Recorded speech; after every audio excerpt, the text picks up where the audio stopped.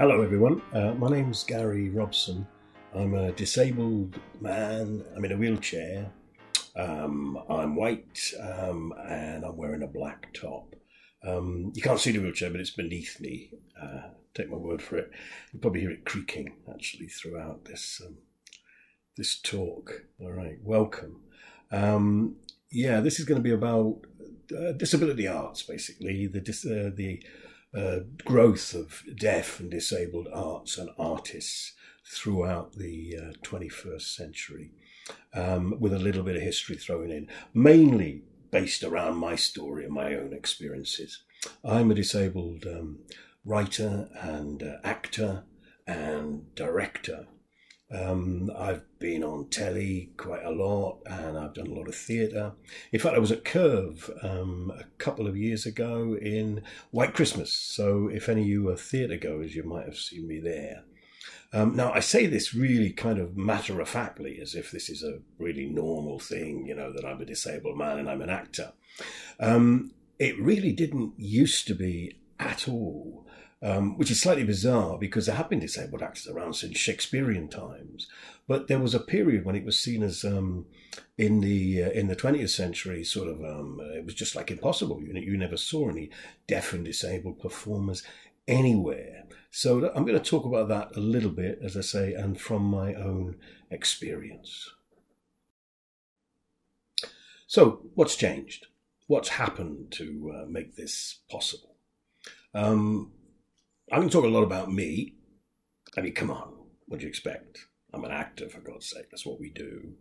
But first off, a poem. This is called A Short History of Disabled Performers from Freak Shows to Famous. Well, nearly. It didn't start well. First, they stuck me on hillsides, smothered me at birth, or locked me away. However, sometimes they worshipped. Sometimes they brought me in from outside to make them laugh. Much later on, they found me curious and observed me and dissected me. Then they put me on stages and stared at me, but I couldn't stare back. On the plus side, I had a home and friends and money. But then they said I was being exploited, so they stopped that. No, mostly. Then I got angry. I shook my fist and I made them look at me, which they did, but they soon got bored. So I dressed it up and I made it entertaining. And they said, well done. And I told them my stories. Well done. After a while they said, come inside. And I did. And now they're staring at me again, but this time I stare back. Mostly. I grew up in a small village in England, in Northamptonshire actually, not so far away from you guys in Leicester. A little village called Weldon, which was near a place called Corby. Some of you may know that. My parents were poor, proud and working class. When I was a toddler, I caught polio. That was the pandemic of my time. I was very ill. I survived, but from that point on I walked with sticks and wore calipers on my legs to keep them straight and to hold me up. They couldn't support my weight.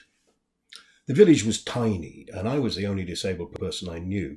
It was only later I discovered that most kids like me were put into homes and went to special schools. I didn't. I stayed at home and went to the village school, and at 11 to the local grammar school. Big deal. I don't think I really thought of myself as disabled, although I clearly was. I mean, that came later. It's a curious thing. It's almost like you have to come out as disabled. At school, I loved performing, singing and dressing up. All my school reports said I was the class clown. I don't think it was meant as a compliment. When I was 13 or thereabouts, it came to careers time. I thought about it a bit and announced I wanted to be a doctor. I was always ambitious. They said, you can't. I said, why not? I was a stroppy pupil. They said there are no disabled doctors. Well, I had to admit I'd never seen one, so I said, yeah, okay. So I thought about things a bit more, about my love of performance, dressing up, being the class clown, and all that. And I said, well, in that case, I'll be an actor. They said, you can't. I said, still stroppy, why not? They said, there are no disabled actors. Well, I thought about this. The only one I could think of who was remotely like me was in a TV Western called Gunsmoke. He played a character called Chester, and he had a twisted foot and dragged his leg. I loved him. He was the nearest thing I could see that was like me. But the actor who played him was called Dennis Weaver, and I'm pretty certain he was only pretending to be disabled, so I guess that ruled him out. So I went quiet. They took my silence for defeat. It wasn't. I was still plotting. Anyway, they said, good. You can learn to be a clerk and work in an office. Oh, great, I thought. Anyway, then I fell in love with Bob Dylan and girls and rock and reggae and girls and certain illicit substances and girls, and decided I would be a rock star. I didn't tell the school about that. I didn't think they would see it as a proper job. I'm not sure I saw it as a proper job. But by that time, I didn't care. I grew my hair, got myself a cloak and a top hat. Remember, I always loved dressing up. My Uncle Brian's old guitar, and I went to work, singing in pubs and things like that. So what would have helped young me, or any disabled person for that matter, to become an actor? Well, you've got to sort one or two things out first. It's vital that it's seen as a career option in the first place. Obviously, my teachers didn't consider it because they'd never seen any disabled actors. Though, in fact, we had been around for a long, long time. From the 17th century to the 1930s, many disabled people made their living in freak shows. Initially, they were just objects to be stared at, made fun of. Oh, look at him, 2 heads. Oh. But gradually, they developed performing skills, and many became stars in their own right. Ang and Cheng Bunker, the original Siamese twins, Colonel Tom Thumb, all very famous in their day. The Irish Giant. In any case, seeing that the common fate for any child who was disabled or different was to be killed or left to rot on the streets or an institution, freak shows were not always a bad option. They get a bad press, but quite rightly in some cases, but you had a home, a new family, and occasionally a bit of cash in your pocket. You've probably seen The Greatest Showman, which tells a very sanitised story of some of these famous freaks. However, if you are interested in that area, and that's a whole other talk, if you're interested in that, but check out Todd Browning's film masterpiece, Freaks, for a more realistic picture. Still available. It was made in the late, I think, 1929, something like that. But you can still get hold of it, and it's absolutely fascinating.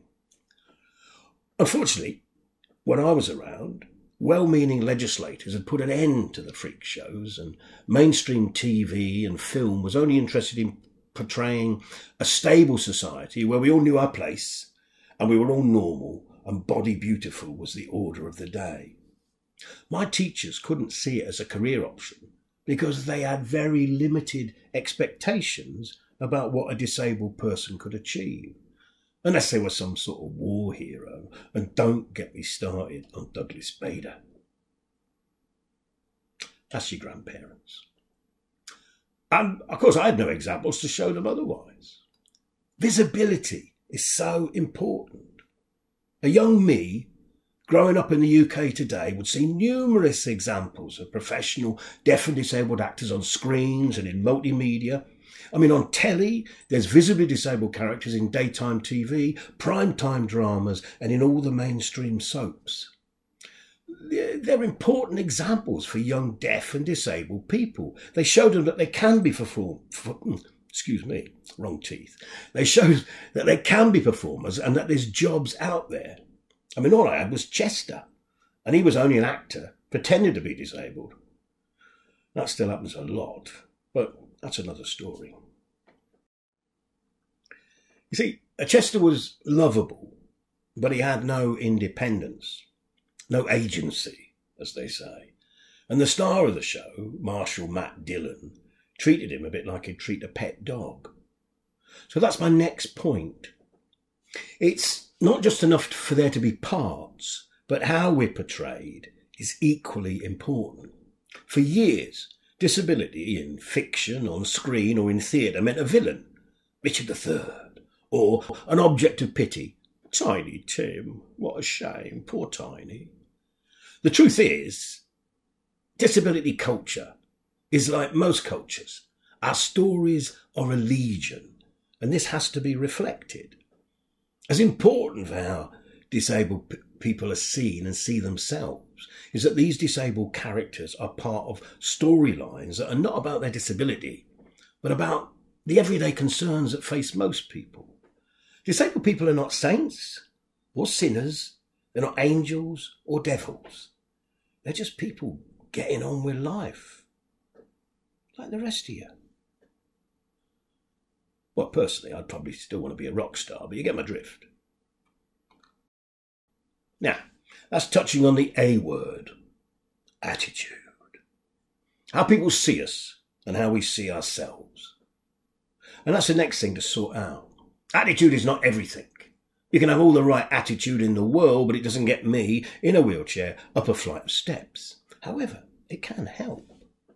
The attitude of my teachers was that it wasn't possible for a disabled person to be a doctor or an actor because they had no notion that such a thing was possible. The attitude of the wider public would almost certainly have been the same.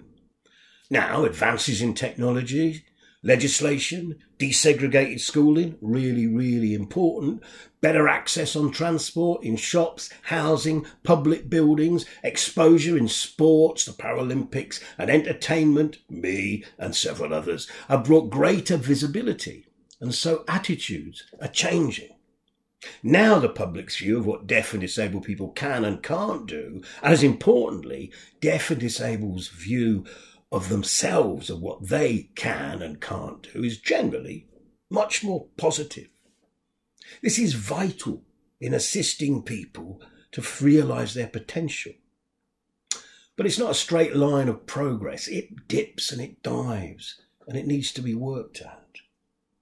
For example, in the opening ceremony of the Paralympic Games, I was there. I was in it. I was in a band. I was singing my heart out, centre of the stage, performing Ian Dury's classic song, Spasticus Autisticus. Do you know it? Oh, let me play a little bit. Hang on. Yeah, it's by a bloke called Ian Dury with his band, the Blockheads. And he had the same disease as me. He had polio. So he was a great role model for me. He was a punk star. And I did a show with a lot of other people that was based around his songs. And this was a song that the BBC banned. I can't imagine why. I'll just play it to you now. This is a live version.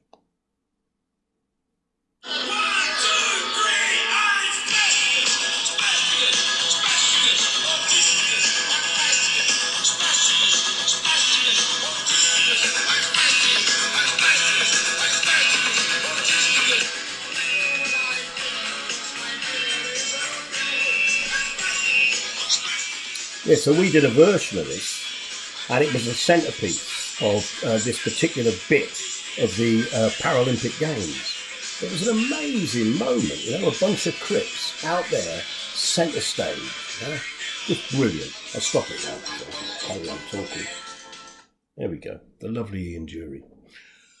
So we were top of the world, singing to millions of people all around the globe. For that day, and for a few weeks afterwards, wheeling around the streets of Hackney, I was treated like a king. Or at least that's how it felt. However, very quickly, as politics rumbled on and austerity began to bite, the images of disabled people began to change. We were seen as super Crips still, sure, as athletes or performers, but a lot of disabled people were just seen as scroungers. We were inspirations or we were benefit cheats.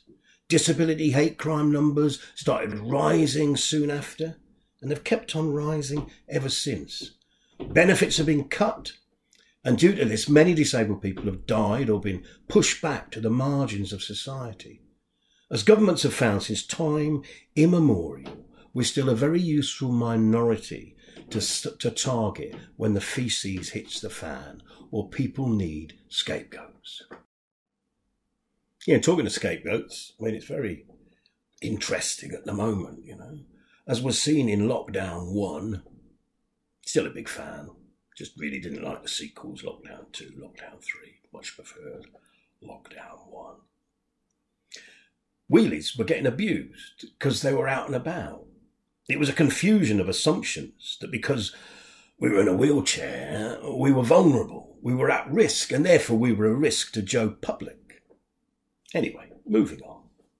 So visibility and attitude would have all helped the young me.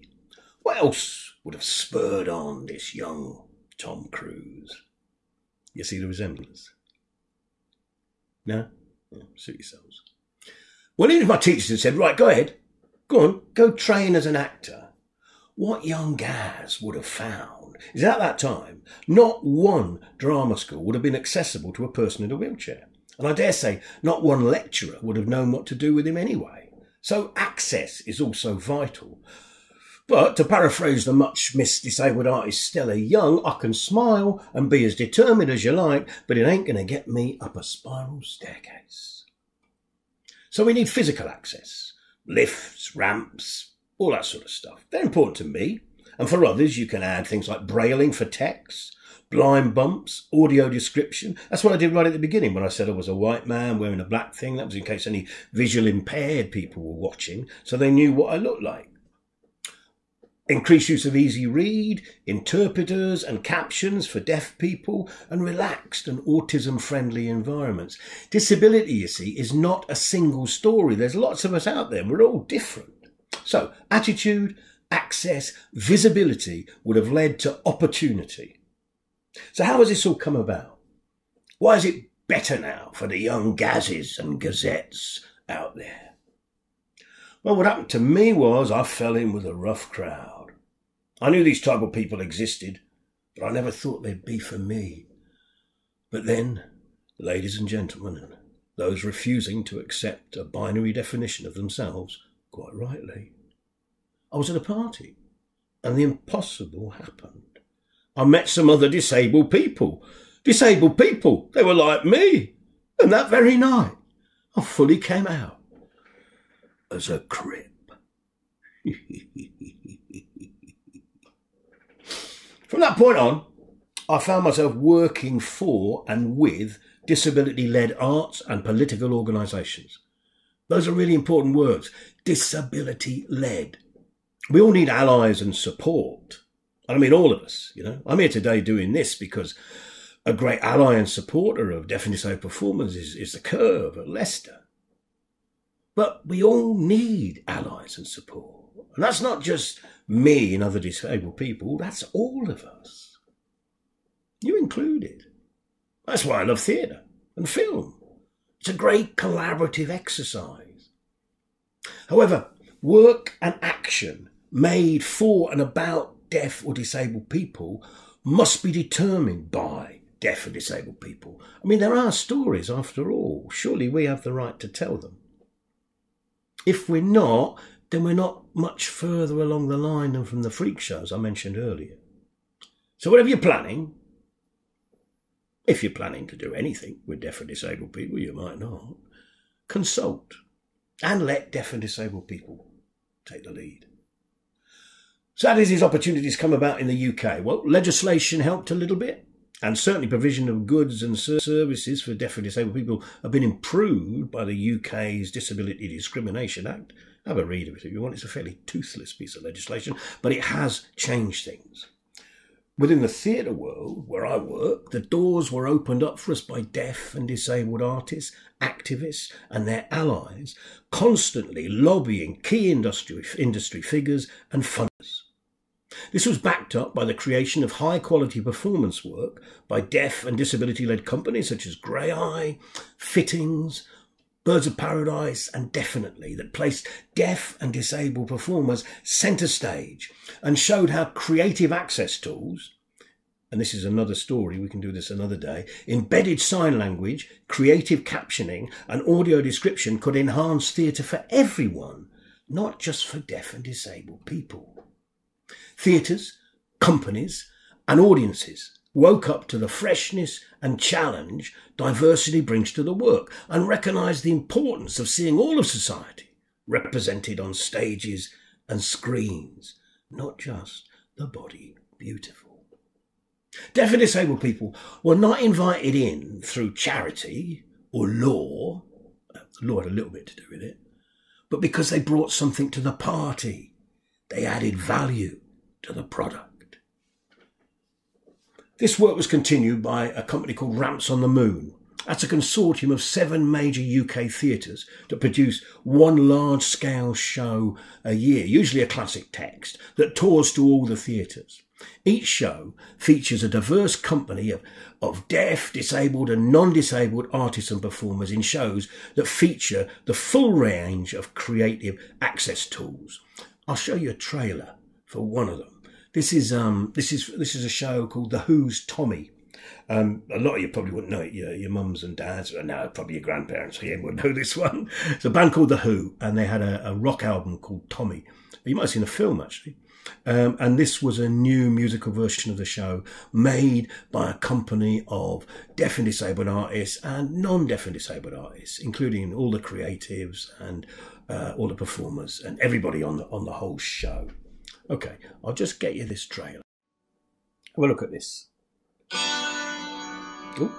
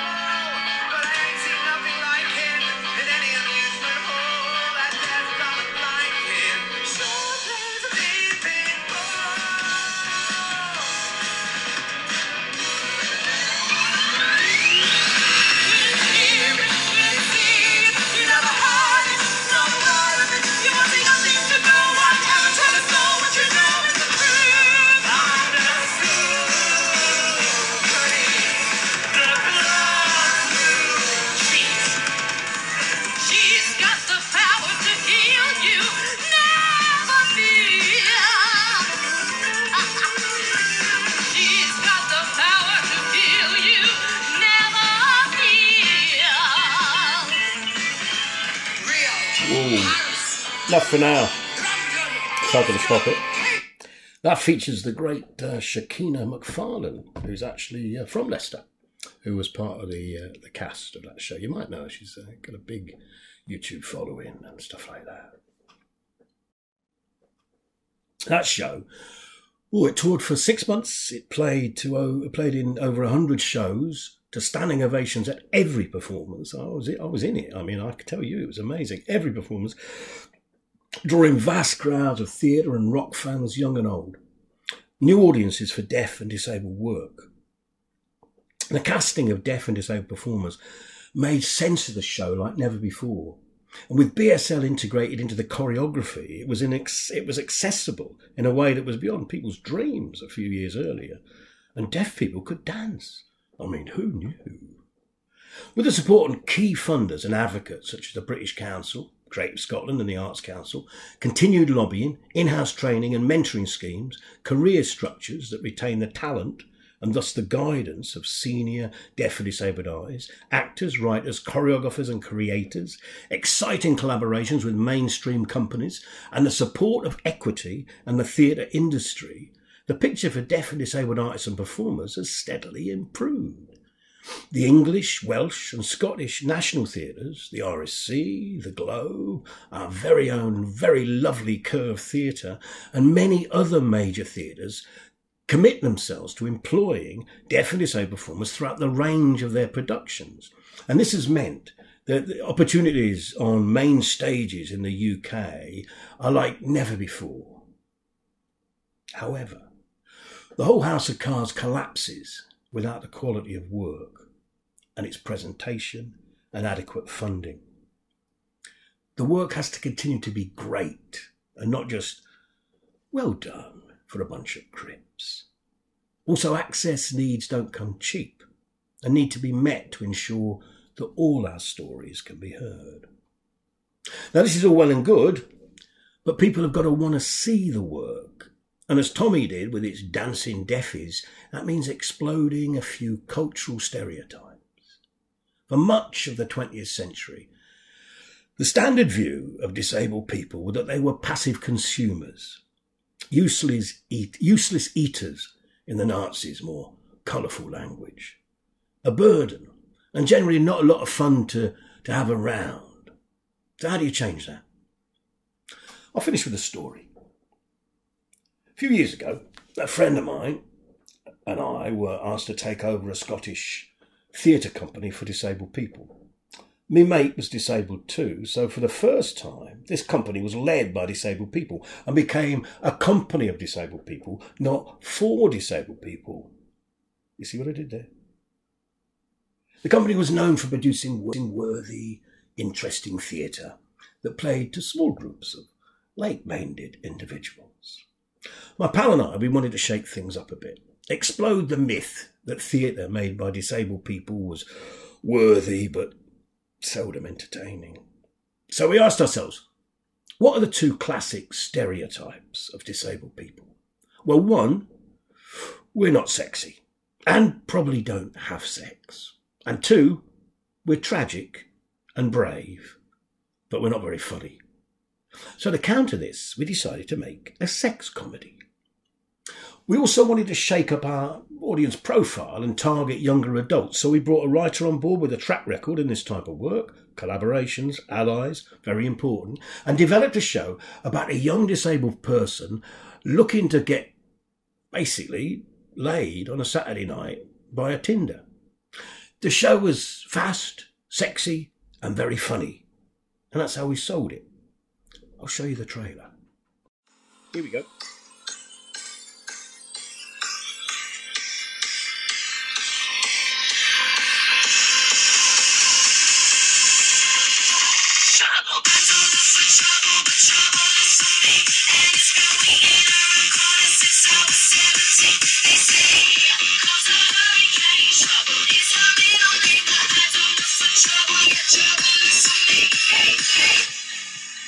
I just wanna live a quiet life. I'm mechanics to the wife. Man, I swear I really try.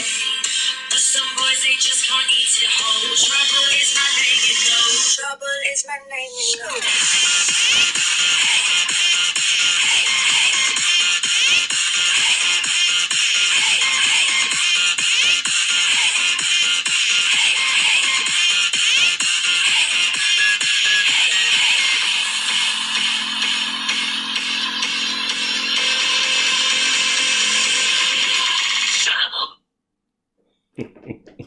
Yeah, sorry about the back to front writing, but that's because it's quite rude in parts, so it's probably better that your young minds weren't infected by that.